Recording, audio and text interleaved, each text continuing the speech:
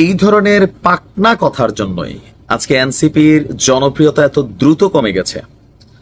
আপনি দেখেন যে বাংলাদেশের সবচেয়ে বড় বৃহত্তম রাজনৈতিক দল আওয়ামী লীগের সাথে পাঙ্গা নিয়েই তো এত কিছু, তাই না? সরকারের পতন ঘটাইছে, ফ্যাসিস্টের অবসান ঘটাইছে, তারপর নতুন সরকার গঠন করা হয়েছে। হওয়ার পরে যেই দলটা রাজনীতিতে দৌড়ে সবার আগে ক্ষমতায় যাওয়ার মানে সক্ষমতায় আছে বা দীর্ঘদিন যাবৎ তারা রাজপথে লড়াই করছে, তাদের নেতাকর্মীরা জেল খাটছে, এরপর থেকে এই দলটাই এনসিপির প্রধান টার্গেটে পরিণত হয়েছে। জামাতের সাথে মিত্রতা ছিল, কারণ জামাত হচ্ছে এনসিপির একজন বড় পৃষ্ঠপোষককারী রাজনৈতিক শক্তি। এনসিপির এমন কোন অর্জন না যেটাতে জামাত গিয়া তারা সাপোর্ট না দিছে, প্রকাশ্যে নেতারা রাজপথে না নামছে, সবগুলাতেই জামাত কানেক্টেড। তো জামাতের বাহিরে এনসিপি আর জামাত সহ এনসিপির মধ্যে পার্থক্য আছে।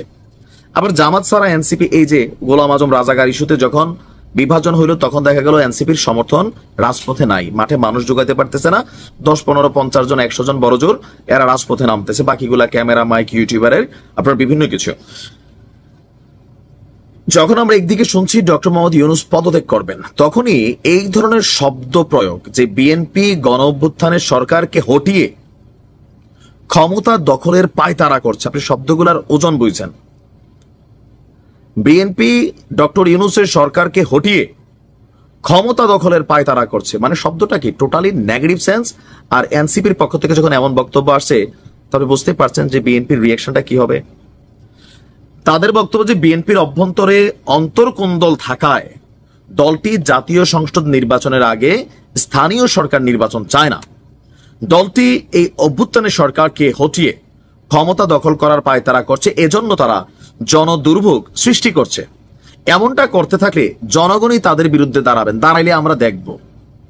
এই যে জনগণ শব্দটা, এনসিপির জনগণ কয়জন? যারা এনসিপির নেতাকর্মী তারাই।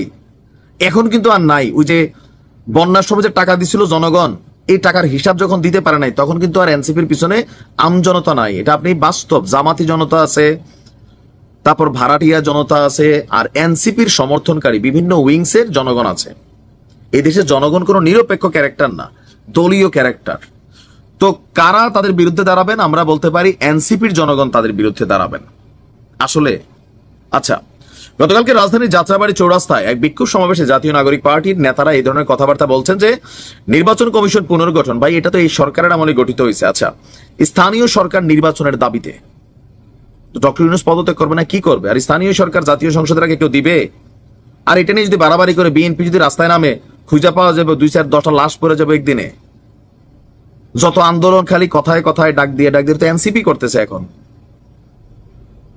সমাবেশে এনসিপির যারা এখানে কেন্দ্রীয় যুগ্ম সদস্য ছিলেন তারা বলছেন নির্বাচন কমিশন শুরু থেকে একটি রাজনৈতিক দলকে খুশি করতে পক্ষপাতমূলক আচরণ করছে। তো রাজনৈতিক দল যে পক্ষপাতমূলক না, বা সরি নির্বাচন কমিশন, সেটা কিভাবে প্রমাণিত? মানে ইশরাককে মেয়র পদ না দিলে প্রমাণ হয়ে যেত যে প্রজ্ঞাপনটা তারা জারি করছে। এটি তাদের অপরাধ, এই জন্য তারা নিরপেক্ষতা হারাইছে, একটি দলের পক্ষে তারা কাজ করতেছে, মানে বিএনপির পক্ষে। আচ্ছা, এরপরে বলছে যে ফেসিবাদী আমলের বিতর্কিত আইনে সেই ইসি পুনর্গঠিত করতে হবে, সেটা আলাদা হইতে পারে। বিএনপি ঘোলা পানিতে মাছ শিকারে নেমেছে বলে মন্তব্য আলাউদ্দিনের, দলটির যুগ্ম সদস্য সচিব। তার বক্তব্য, বাংলাদেশে আরেকটি 1-11 আনতে চায় বিএনপি। 1-11 এর মাধ্যমে বাংলাদেশকে অচল করার পেছনে যে বিচার বিভাগ এবং নির্বাচন কমিশন, সেগুলো ঢেলে সাজাতে হবে। মানে এই যে বক্তব্যগুলা, আমার মনে হয় যে তারা বলছে যে কিভাবে আওয়ামী লীগের পুনর্বাসন করা যায় তা নিয়ে বিএনপি সর্বদা ব্যতিব্যস্ত। তারা গণঅভ্যুত্থানের সরকারকে হটিয়ে নোংরা কায়দায় ক্ষমতা দখলের পায়তারা করছে। এই ধরনের শব্দের সাথেই বিএনপির নেতাকর্মীদের শরীরে আগুন জ্বলা ওঠে যে কোথায় এনসিপি পাওয়া যায় একটু আদর করার জন্য। এরকমই মনে হয়, কারণ বাংলাদেশের রাজনীতিটা এরকম। এই কথাবার্তা গুলা যখন থেকে শুরু করছে এরা, আমার মনে হয় যে তখন থেকেই এদের জনপ্রিয়তা দ্রুত হ্রাস পাইছে। 5ই আগস্ট কখনোই আসতো না যদি বিএনপি পেছন থেকে ব্যাকআপ না দিত আর জামাত মাস্টার প্ল্যান না করত, জীবনও সম্ভব হইতো না। এটাই বাস্তবতা। এই ধরনের বক্তব্য দিয়ে দিয়ে বিএনপির পথের মধ্যে তারা ঝামেলা তৈরি করতেছে, রাজনৈতিকভাবে একটা শত্রুতা ক্রিয়েট করতেছে, সংঘর্ষের আশঙ্কা দেখা দিছে।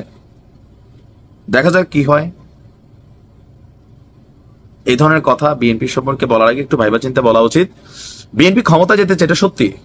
17 বছর ধরে তারা ক্ষমতা যাওয়ার জন্য অপেক্ষা করছে। এনসিপিও তো ক্ষমতায় যাইতে চায়। তারা কি মানে রাজনীতি করতে চায় আলাদা? এদের সবার টার্গেট ক্ষমতা। একটা ম্যাচিউর পলিটিক্যাল দল হোক, 2-4-10 বছর রাজনীতি করো, বিপরীত দলে থাকো, কয়েকজন এমপি হোক, না এইবারই তাদের একদম ক্ষমতায় যেতে হবে। আস্তে তারা বলছে না একদম সংসদের সামনে এই রাস্তা দিয়ে সোজা আমরা ঢুকে যাবো, তো যাও না, ঢোকাটা এত সোজা কিনা।